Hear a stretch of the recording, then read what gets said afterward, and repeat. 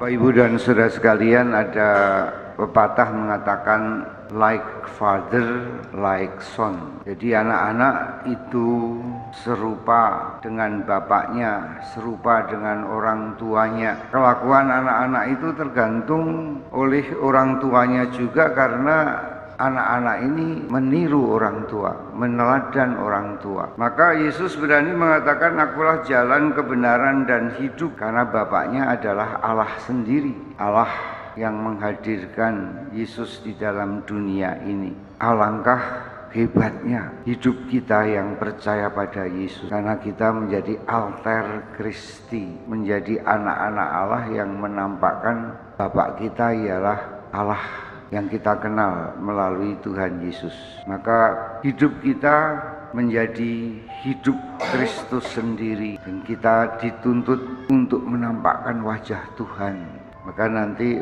pulang tolong bercermin, kira-kira saya sudah menampakkan wajah Yesus belum? Atau jangan-jangan wajah kita ini menampakkan bukan Yesus tetapi justru yang lain. Pertanyaan berikutnya, bagaimana supaya kita menampakkan wajah Tuhan? Dan Yesus mengatakan sederhana, yaitu melakukan kehendak Tuhan.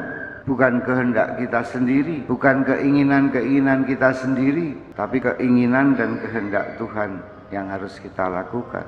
Maka kita akan membawa berkat.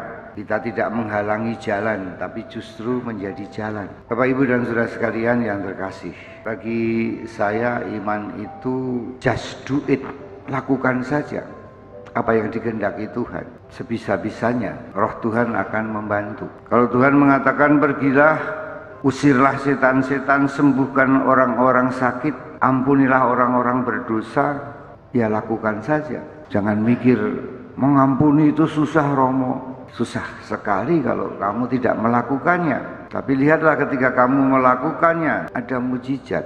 Karena Tuhan hidup di dalam hidup kita. Ini poin yang utama. Musir setan takut, Romo, kerjakan saja, dan roh Tuhan bekerja di dalam doamu, di dalam imanmu. Tapi saya tidak pantas, Romo. Tidak ada satu orang pun yang pantas. Kalau kita berdoa memohon kehendak Tuhan dan melakukan kehendak Tuhan, bumi berubah jadi surga, saudara sekalian. Alangkah indahnya kalau orang-orang Cilangkap ini penuh kasih, penuh iman. Saya selalu mencoba melihat setiap saya akan melakukan apa yang dikehendaki Tuhan, ini suatu kehormatan. Saya harus mengampuni musuh-musuh, itu adalah kehormatan, bukan beban. Karena saya diberi kesempatan Tuhan untuk memancarkan kasih-Nya, pengampunannya. Maka mari kita beriman, lakukan saja. Di dalam nama Tuhan pasti terjadi hal-hal yang mengagumkan, karena kamu sudah